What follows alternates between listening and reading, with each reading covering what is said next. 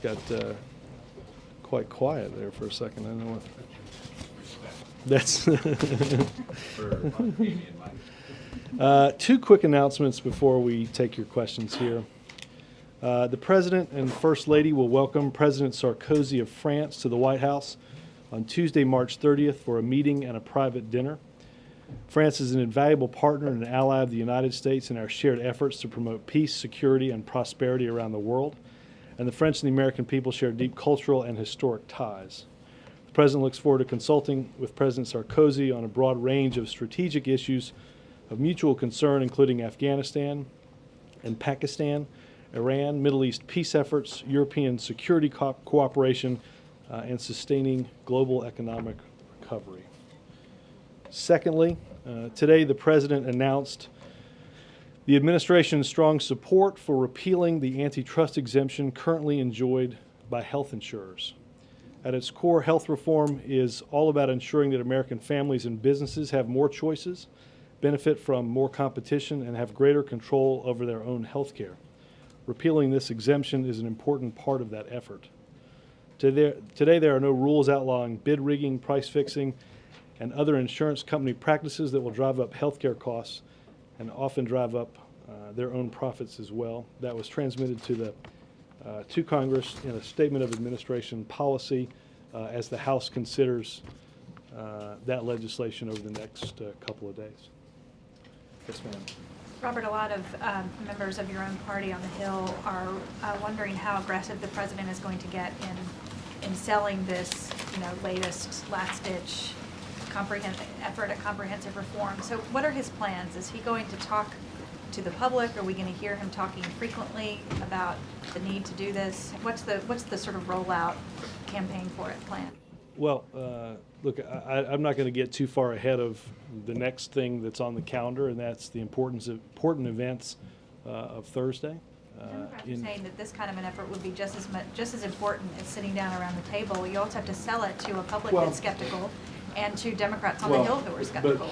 But I think before we get there, the President has wanted to and will sit down with Democrats and Republicans to discuss their ideas, to go through the plans that have been put forward, and to find agreement where that's possible. I think that's the next step, and I don't think the President wants to get too far ahead on that process. How are they? I don't see how they have to be separate from one another. I mean, why do you have to separate one out from the other? I'm not discussing whether or not they're separate. The President is not focused on Friday. The President ultimately is focused on Thursday. The Democrats are saying he needs to be focused on Friday if there's any chance that this thing's succeeding. Well, we have been focused on getting health care reform this far. We're focused on getting it done, and we look forward to what we hope is a robust exchange of ideas on Thursday. I think the President. Out any further, but it sounds like you're not willing to say that he's going to make an aggressive sales effort.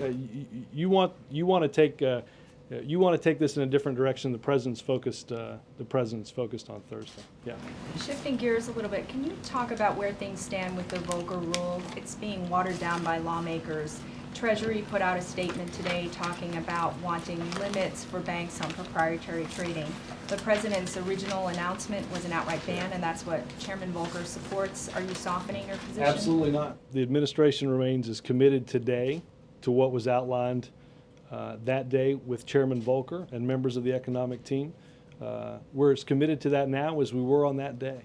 This was a proposal that was developed by at the President's behest with Chairman Volcker, with Secretary Geithner, and with Director Summers, and outlined and announced by the President with all three at his side. We're not walking away from and we're not watering down that proposal one bit.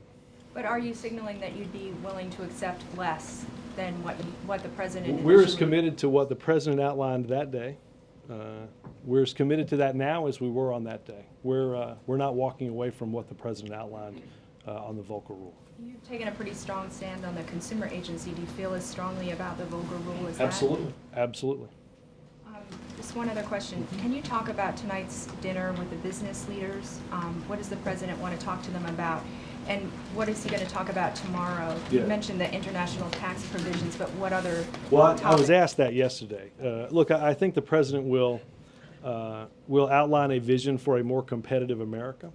The president looks forward to sitting down with executive committee members from the business roundtable this evening and having a free-flowing conversation about their ideas. We'll have, I think we've put out some of those names. We'll put out the remainder of those names at the beginning of the dinner to discuss where the interests of workers, business, and government intersect in creating a new foundation for ensuring incentives for continued hiring, to talk about the need to export more of our goods overseas and open up markets, to discuss the steps that we've taken to stabilize the economy and the financial system, and discuss what his vision is moving forward. So I think that will all be what he outlines tomorrow at the speech. Yes, sir. Can you tell us a little bit more about this statement of administration policy regarding the antitrust exemptions? Why specifically now? How long has the president been planning on coming out in favor of this? Well, He's been hinting about it right. for quite some time. The House is considering in their legislative vehicle. This legislation goes to the Rules Committee today, and as my understanding, goes to the floor either tomorrow or the day after that. We typically weigh in at this point in the process with a statement of administration policy.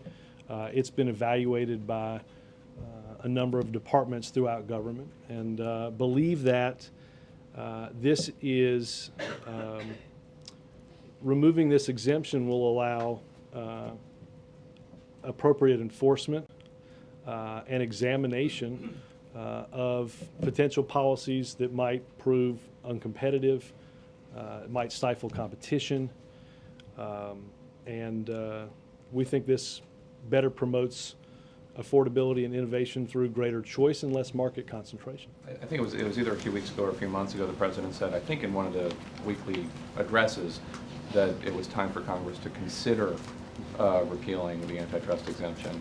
Do you have evidence that there's any, as you put it, bid rigging or price fixing? Is that why you are more solidly in favor of this? We do know this, Jake, that the AMA studied the market concentration of health insurers and found that 94% of the U.S. health insurance markets were highly concentrated, meaning one or only a few health insurers offering policies in, as I said, almost all the markets in the country. This allows DOJ and FTC the ability to look into, in complement with state insurance regulations, to ensure competitiveness. Okay, and for about Thursday's summit, it doesn't really seem like it's shaping up right now to seem all that bipartisan on Thursday. You have Republicans saying it's going to be a Democratic infomercial. The fact that the president posted this plan on whitehouse.gov is indicative of a lack of sincerity on his part, they say.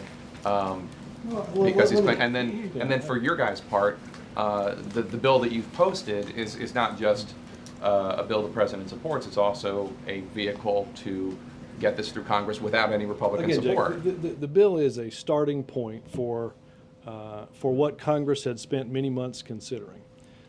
What we get out of Thursday will be, as I said yesterday, based on the willingness of those participating to come in with an open mind and discuss the ideas and the plans that they have. Was it disappointing that Senate Republicans appear to have decided not to post their plan on the internet for discussion, or for the Republicans to come with a more consensus plan? Sure, that's disappointing.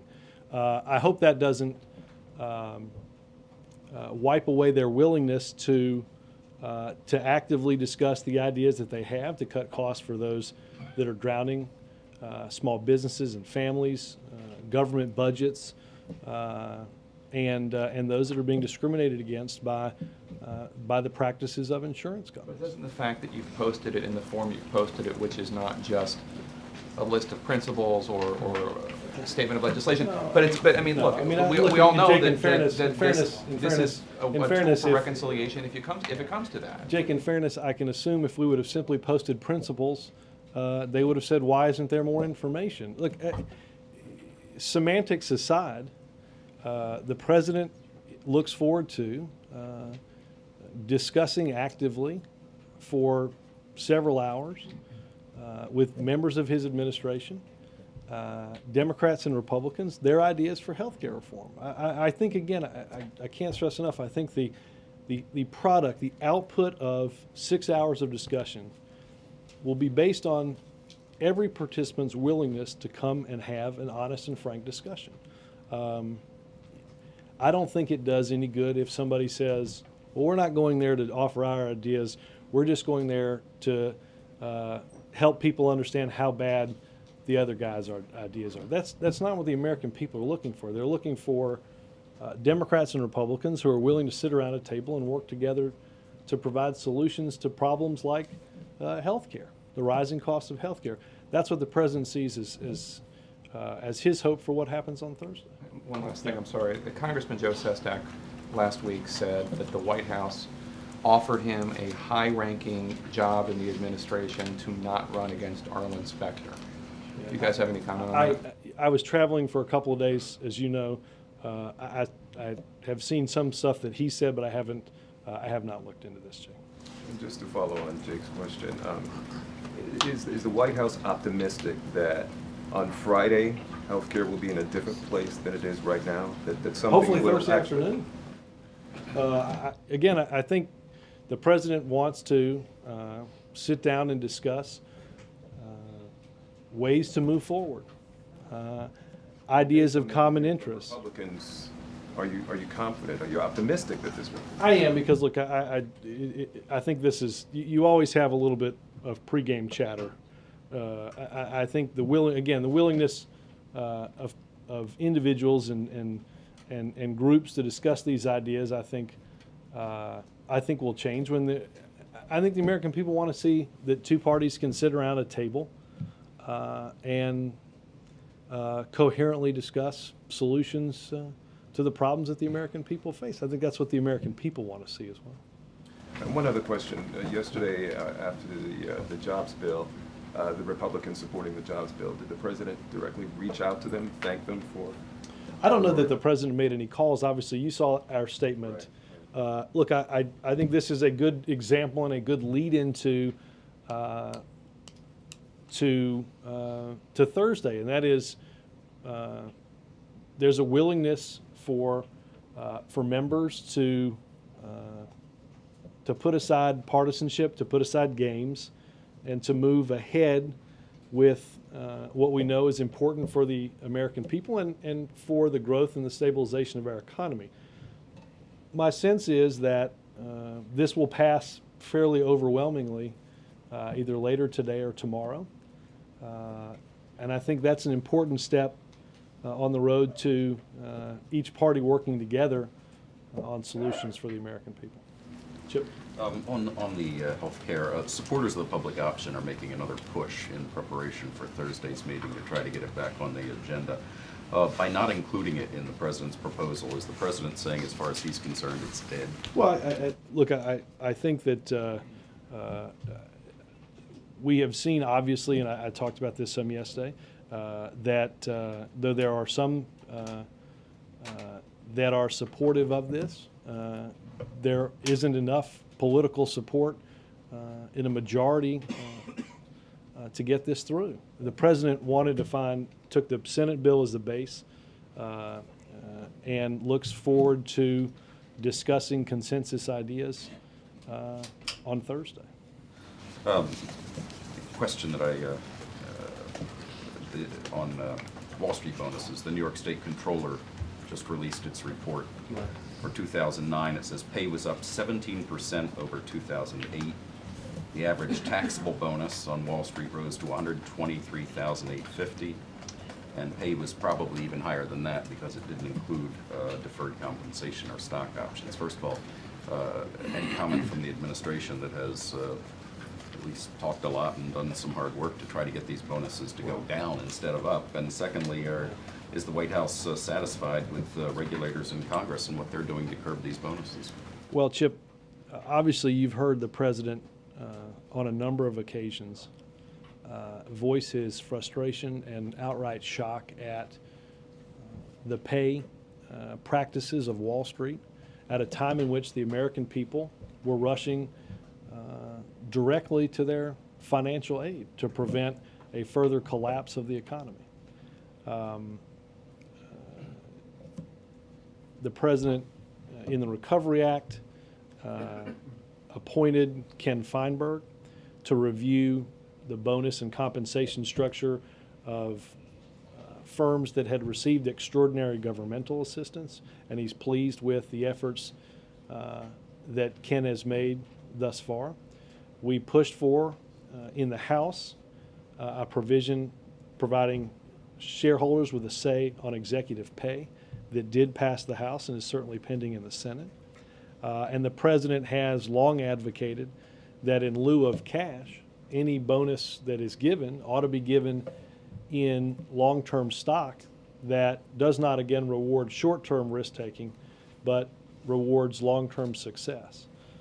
We've seen some progress on that front, but Chip, I think it's safe to say that the president remains frustrated and believes that the compensation practices of Wall Street have a long way to go. Despite all his efforts, it seems that they just kind of shrug off the criticism. I mean, isn't there something beyond frustration? Isn't there more he can do here? Well, again, look, we have instituted important rules for the firms that directly received extraordinary assistance to keep them afloat.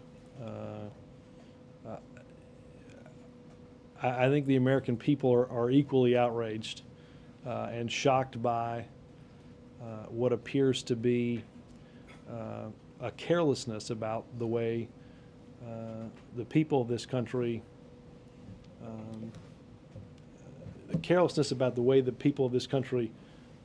loaned Wall Street money to ensure it didn't collapse, all while Wall Street appears not to hear the outrage and the frustration each day on the pay practices that we've seen thus far.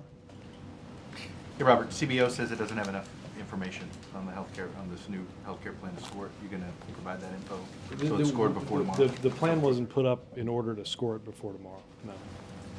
One, I thought you guys wanted to see, what is going on? Yesterday you Well, weren't sure if the CBO, you right. still want to have the CBO Well, there were as the folks that referee? mentioned that might be uncomfortable for congressional leaders that mentioned that might be uncomfortable for CBO based on executive and congressional. I think we'll have access to OMB. Suffice to say, we have a rough sense of. Don't bring the CBO. I'm not going to get into to that. The proposal that the president put online again is a starting point. This wasn't something that we ever believed would be a proposal that would be fully scored. Our hope is that we can add some ideas for broader consensus legislation that could go to CBO. Do you plan on getting it fully scored? Do you guys plan on asking the Not congressional budget before office Thursday, no. to do that? No, but after Thursday, what you come up with, because it's never going to be a full bill, I understand that, because you'll still Well, have the Senate bill on one hand and the fixes on the other. I'm not going to get past where we're going on Thursday. Yesterday on the jobs bill, you guys had endorsed one bill, then it got yanked, and Reid put out this smaller $15 billion bill. Do you expect to see the Senate do a series of these now?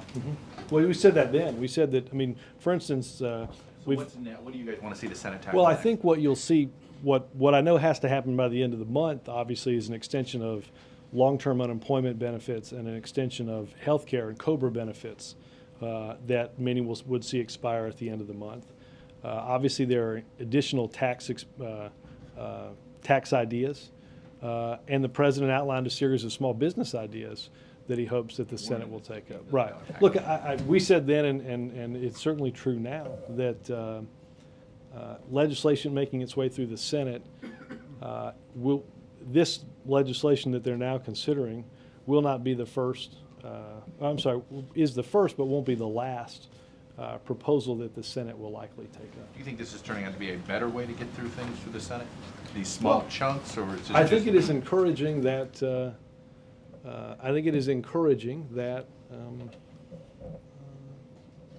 That you had bipartisan support yesterday for moving these ideas forward for debate. My prediction is that you will have. This is something that, despite the threat of then the threat of filibuster and the need to end that threat, my guess is you'll have pretty broad bipartisan support. What that means is, again, I think there's, and the American people want to see us end the game playing. I'll let each individual member decide how they want to respond to a constituent who says, why did you oppose moving forward with it on Monday and support it on Wednesday or Thursday? Look, again, I think there are many of these, there'll be several avenues in which to take up ideas in the Senate. I think it's important that we get them done quickly. Very quick clarification on the Republican health care. Do you guys not, the House Republicans yesterday responded to your comment saying that they didn't have a health care plan, saying, hey, no, we have a health care plan? What I was talking about was Bless a you. consensus, were consensus ideas, was a consensus set of plans. The consensus Republican plan. Well, I don't know if, I will assume in lieu of Mitch McConnell posting a plan that Mitch McConnell is quite pleased with Congressman Boehner's plan. I think we'll assume that the plan that the House Republicans have speaks for the Senate Republicans in lieu of the Senate Republicans themselves posting their ideas. Yes, sir. What do you make of the characterizations of Thursday as last best hope, last ditch on health care? Look, I think I think this is an important avenue for each party to get together and seek consensus. I think it's easier to fire away at each other when you're not in the same room and you're not having to sit down and talk to each other. So I think this provides an important avenue for us, for members of Congress, and quite frankly for the American people to see us work together. And I think that's what the president hopes to see on Thursday. Is it the last avenue? I hope not. And what can you tell us about the negotiations, or are there negotiations on format, on table size, on cameras? Who's making the calls on this? It almost sounds like a G8 summit negotiation with the Sherpas or something. No, I have, I can't imagine that we couldn't find a few tables to put together and somebody can write out some rudimentary name cards and we can all find places to sit. Look, look, if That's not how it's being. how is it being characterized as something far more complex than that? Oh, seems like it. How so? Well, the shape of the table has changed. Let me tell you, if the biggest thing that we debate on Thursday is the shape of the table, then I could understand the utter disgust and contempt that the American people might have. Look, I think that I think the American people will see that we can get past discussing. I don't know who's discussing the size and the shape of the table. I think that is somewhat immaterial to the solutions that will be discussed. The president is not. The president is interested in having a balanced conversation, in hearing from Republicans and Democrats. I don't know what the shape of the table was in Baltimore. That seemed to be a process that worked quite well. There wasn't a table. Maybe we'll just, maybe those little desks they give you in like elementary school that would otherwise be uncomfortable and hard to fit into might be the best way forward. Yeah, exactly. Maybe no desks, no chairs, just sitting on the floor and figuring it all out. Yeah. Cross applesauce. Robert, can the White House point to any evidence for its optimism that this health care ball is going to get moved by the end of Thursday? And what would that be?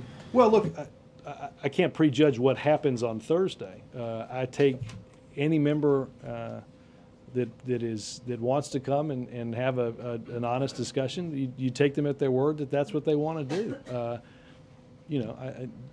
We'll get a chance to see the motivations behind any participation on Thursday.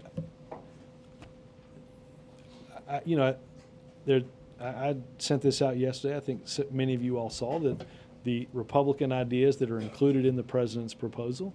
The president is open to discussion on issues relating to cost, to insurance reforms, to how we save money for the federal government as it relates to our deficit.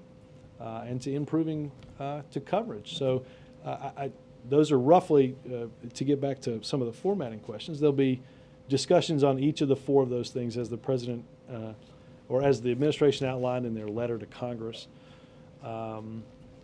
that I think we'll spend a good amount of time discussing. And again, the President is looking forward to hearing from members and having an honest discussion.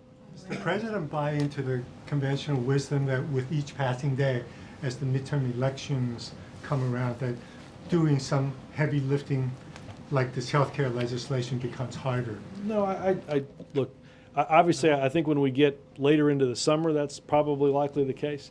But I think we understand that there's a number of things that we have on our plate that are going to have to get done before, and what the President wants to see get done before those elections in November, including not just health care, but continued effort on jobs and employment, financial reform, and other important things that have to get done between now and then. So no deadline for congressional. And, on the antitrust exemption, does the President think that can be a standalone action that takes care of some of the health insurance problems, or does it have to be a part of the larger package? Well, look, I think this certainly complements this will ultimately complement health care reform in ensuring that the changes that you make in the market, that the ability to look into potential anti-competitive practices, that's not, quite frankly, illegal to do. This is not in lieu of something to make broader changes in the insurance market. This is a complementary step along the way. Finally, Yeah. as I understand it, the participants are going to have lunch on site on Thursday. Does the President I plan have to no join idea them? what they're going to eat. Something healthy. Yeah. Box lunch, is it gonna be in a I think there was some base discussion of a box lunch. I don't. But will the President I will. In fact, is he staying I will check full-time, on or is lunch. he dipping in and dipping out? No, he'll be there. The whole time? Mhm. Okay. Robert, I'd like you to give you a chance to respond to a couple things that House Republicans said today. First, Eric Cantor, quoting him directly. They say the definition of insanity is continuing to do the same thing and expect a different result. And the President clearly seems to be trying to prove that that is true. That's Eric Cantor. John Boehner, regarding the President.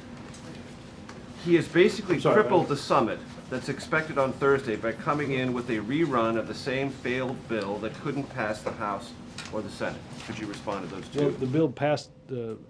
One bill actually did pass the House. One bill actually did pass the Senate. This is in many ways, a consensus plan around those ideas. Look, again, as I likened a minute ago, you can tape your quotes up on the locker room wall and put on your.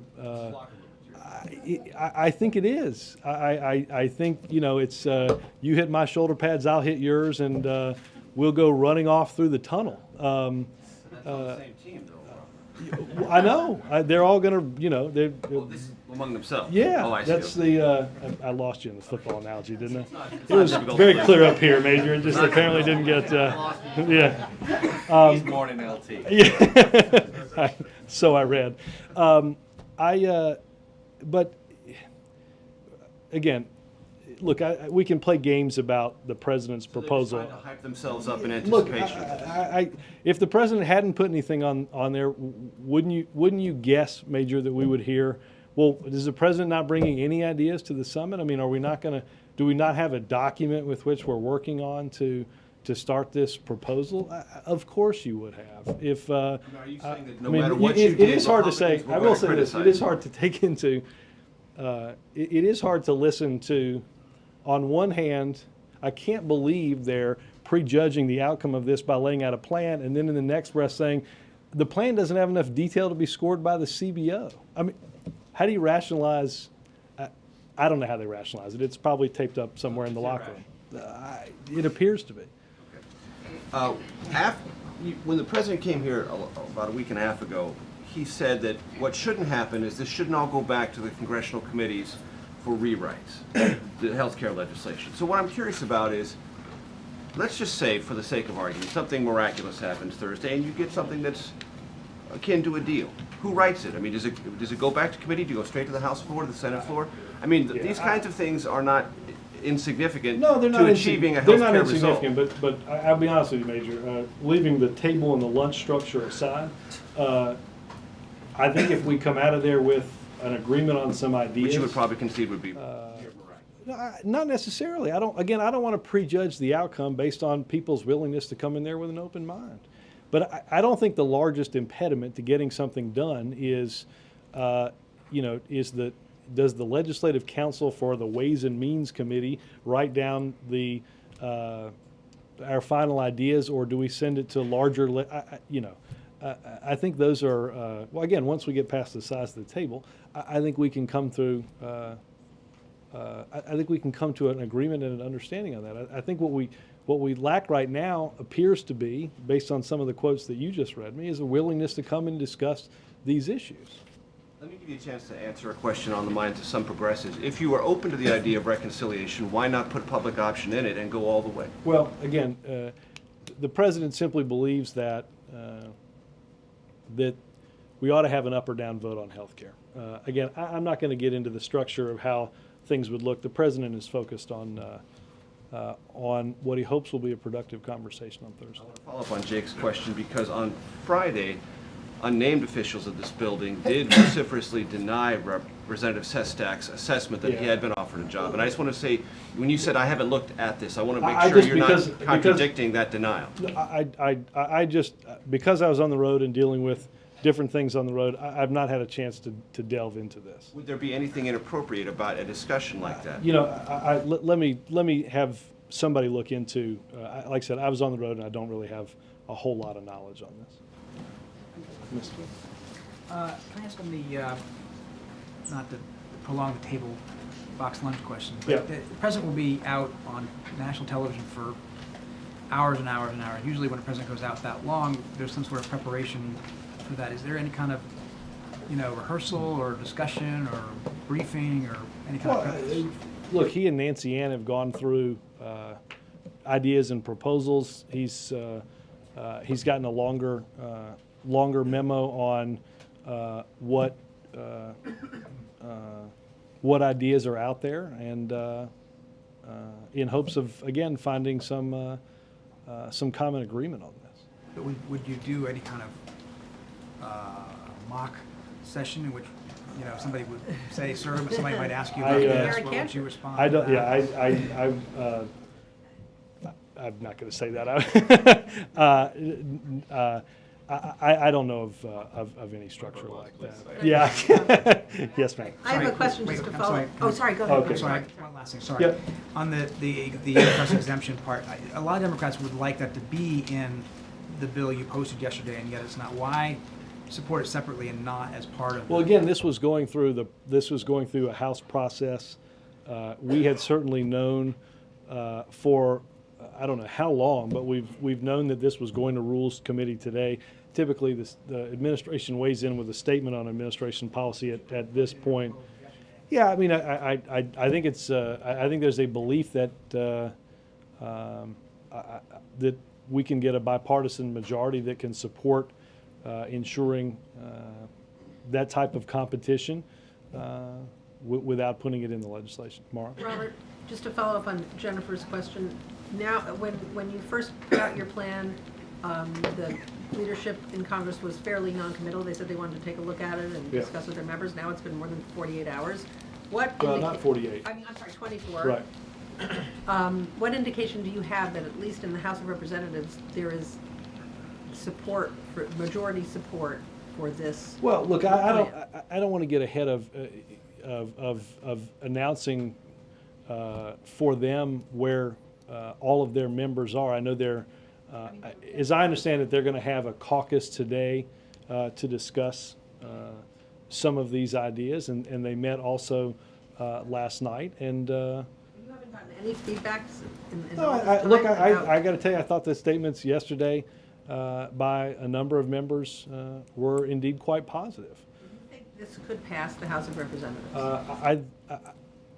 I'm not a vote counter on Capitol Hill, but I do believe that this represents, among Democratic ideas, a good starting point based on where the Senate was, with some tweaks in that legislation. Again, this is a starting point for our discussions on Thursday that we hope will be fruitful. But doesn't it go to Congress after that? I mean, don't you want them to do something with it? Even Yeah. if there's not some kind of bipartisan miracle? I mean, Well, you're again, I know it's only Tuesday, and I'm focused on Thursday, and we want to look beyond Thursday. I'm focused on Thursday. I know that's where the president's focused on. Our intention is to have an honest discussion and hopefully find continued support for ideas on both sides of the aisle. I'm just talking about your side of the No, I understand, but I know there's a willingness to want to get well ahead of the process. The president is focused on Thursday. As I said earlier, the bill wasn't sent to CBO to get scored because our hope is that we're going to add ideas from both sides of the aisle that have common support. I think there are overlaps if people come with a willingness to make progress on an issue. Let me try another way. Have you had conversations with Democrats since you put this thing online? Yeah, we briefed Congress. Mara, you guys are normally quite good at getting quotes from them. I've seen many positive quotes on this. Again, our focus is not on what happens Friday, next week, 2 weeks from now, or what have you. Our focus is on a starting point, but it's not. White House does not sit still and wait for Friday to come before it comes Friday. We're focused on Thursday. But that We're doesn't focused make any on, sense. Don't you want to pass a bill? and that's why we're doing this on Thursday. I mean, if this is an urgent need for the American public to address all sorts of things, economic, regulatory, and everything else, all the things you have said 100 times, if not more, from this podium, Well, how would Major- you not be thinking Major, past I'm not Thursday? going to prejudge the outcome of Thursday by telling you what's going to happen Friday based on an outcome of Thursday that I don't know about, based on the fact that I think the willingness or the product that ultimately comes out of 4 o'clock on Thursday will be based on people's willingness to come with an open mindset. That's what the president. Contingency plans based. I'm focused on Thursday. The White House is focused on Thursday. The president's focused on Thursday. As luck would have it, you all probably have a chance to ask me questions on Friday, and we can get to Friday. Legislative affairs might be focused on a We're- different day. Is there plan A, We're plan B, focused plan on C, Thursday. possibly? Is there plan A, plan B, plan C? What if, Yes. what if nothing comes out of Thursday that, Then you can ask me that on Friday. All evidence, Yes. all evidence out there points to them showing up and not wanting to make this deal. Then is it not naive to think that if your No. overall goal, then it just seems naive to think. Can I just say this? I don't know. I get one question that says, I can't believe by putting out a plan, you've completely prejudged and corrupted and polluted the process of what's going to happen on Thursday. So if I then start describing what's going to happen on Friday based on what may happen on Thursday, aren't certainly people going to come back and say you've already prejudged the outcome of Thursday by discussing what's going to happen on Friday? I'm going to say that. Friday, we're asking you if you feel confident that you have Democratic support for this plan today. We have discussed this plan with Democrats. I know that they're evaluating parts of the legislation, and As you said to me, there was a bill that passed the House and a bill that passed the Senate, but if I understood your answer to no, I Mara said that correctly, apparently I said that to Congressman Boehner, who didn't think that happened. but if I understand your answer to Mara, you can't say now if this proposal, the president could even pass the House. No, to I getting a said bill? no. I said I wasn't a vote counter, and I don't have. Do you have some confidence it could pass the House? I have confidence that, based on the quotes that I've seen, this has been received warmly by Democrats on Capitol Hill. Yeah, the 39 Democrats who voted no for the House health care bill back in November indicated that they'd vote yes the next go-around. I don't know the answer answer that question. Yes. Yeah, okay. One of you ask a question. Okay, I'll go first. Yeah, this is healthcare related, but going back to August, just clarifying some Sunday talk show chat. I guess, yeah. I don't know what the resistance is to talking about now. Go ahead. You said that the quote, the president's clear commitment is not to raise taxes on those making less than $250,000 a year. The president's proposal out yesterday actually would raise the Medicare payroll or hospital insurance tax on households making less than $250,000. Wouldn't that I'd have to look through the proposal. I'm not sure that's correct. Robert, Yep. Robert. Thank you, Robert. Excuse me. Oh, yes. This morning, Governor Daniels of Indiana was asked about reconciliation, which comes up with regularity here, and he said that when the tax cuts were passed in the previous administration, where he served as OMB director, it was meant to be applied only to taxes and budget matters, but never to matters such as revolutionary changes in policy that would affect 16% of the government or 16% of the economy. How much does $1.35 trillion worth of tax cuts in 2001, $350 billion in tax cuts in 2003, for $1.65 trillion in tax cuts over 2 votes is what measure of that's a price tag that exceeds what the president is talking about, and differently than that, the proposal that the president has is indeed paid for. I knew there was a but in there. I just had to get my broader. Right. It did deal with tax and budget matters, which under again, there. Reconciliation. Well, again, welfare reform was another example of something that had passed based on reconciliation. I can certainly get a list of. I think many of you can get a list of ideas that have gone through the process of that. That up until recently didn't seem to be abnormal. Bob, after you gave 13 questions to one reporter, I had just Who asked 13 one two-part. One two-parter. I like your new packaging. Who asked 13 questions though? Fox. Don't be a tattletale. Wow, that's awkward, wasn't it? You didn't ask your question. All right, easy. This locker room talk is getting a little out of hand, isn't it? I know, I did. I'll come over there, Connie. The nonpartisan, nonprofit Judicial Watch has named Nevada's Republican Senator John Ensign as one of Washington's 10 most corrupt politicians for 2009. Does the White House agree with that? I have not seen Judicial Watch's. They also named the president as one of these. I presume you don't agree with that.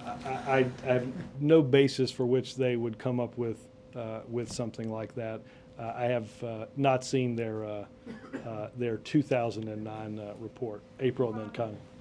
Robert, on the public option, you say that it's not in this, but are there any components of the public option that will be taken and transplanted into this proposal that the president has for Thursday? Look, again,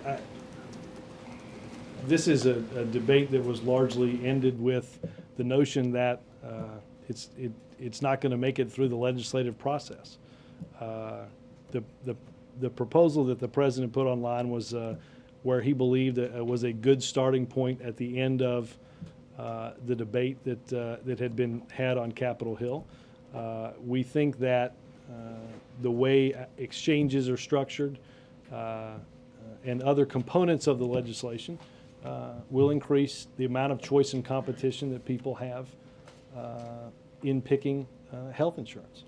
Also, on another question, Democrats are concerned about the fact that this administration they're just not listening to what constituents have to say, and also amongst the ranks. You have people like Edwin Dell, governor of Pennsylvania. You also have Doug Wilder, former governor of Virginia, former mayor of Richmond. What are your thoughts about the issues of listening, about the fact that people are saying in your own party that this administration is just not listening? In what way?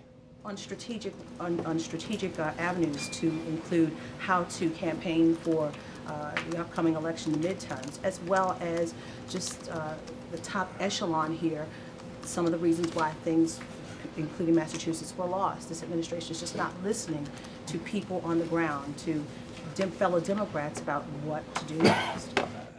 Again, I'm sure people's advice on the November elections, there'll certainly be plenty of time to listen to anybody's advice on the November elections since we're only comfortably in mid-February. The president's focus isn't on the elections in November. It's on getting this economy started again, on passing comprehensive health care reform, on prosecuting a war in Iraq and a war in Afghanistan. Do you think this administration has a good track record on listening to its own party?